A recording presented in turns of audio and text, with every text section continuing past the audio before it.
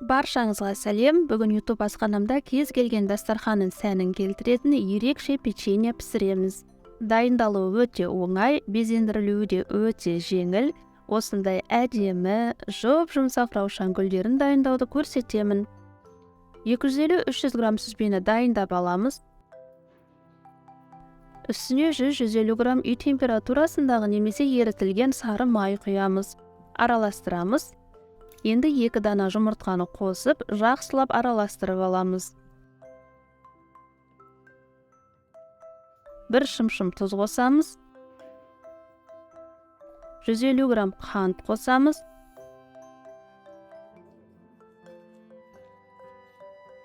Ұн қосамыз.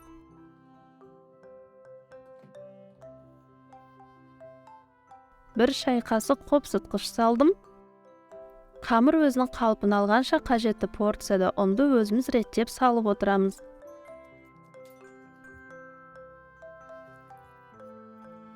Қамырды 20 минуттай тоңазытқышқа салып қоямыз да, әрі қарай жұмысты бастай беруге болады.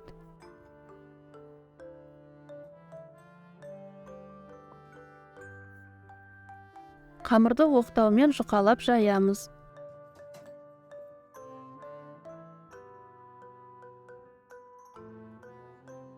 Стақанмен немесе менікіндей арнайы формамен видеода көрсетілгендей қамырды кесіп аламыз.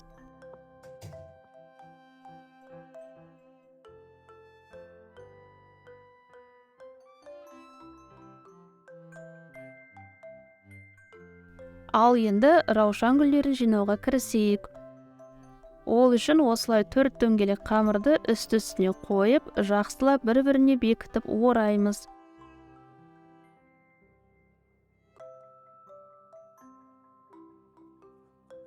Енді дәл ортасынан бөлеміз. Міне осындай гүлдер шықты.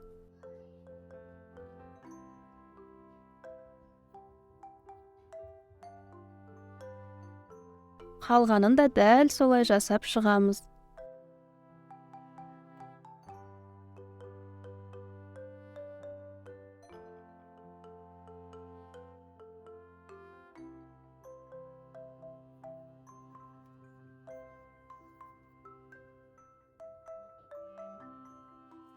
Дайын печенье тоқаштарды табаға тізіп, 180 градусқа дейін қыздырылған пеште 20-25 минут пісіріп аламыз.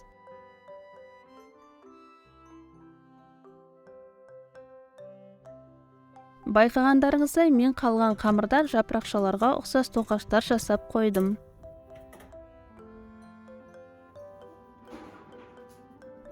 Міне раушан гүлдері пісіп жатыр.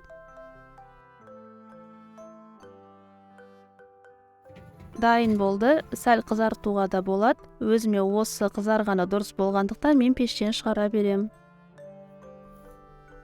Тарелкаға салып, қалауыңызша қант ұнтағымен әрлеп қойыңыз.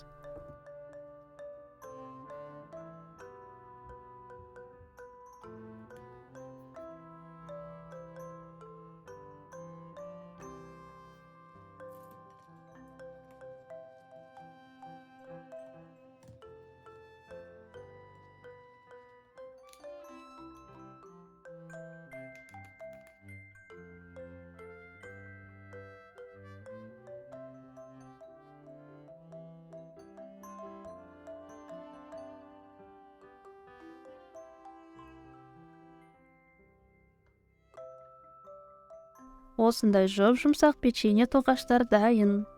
Іші міне осындай.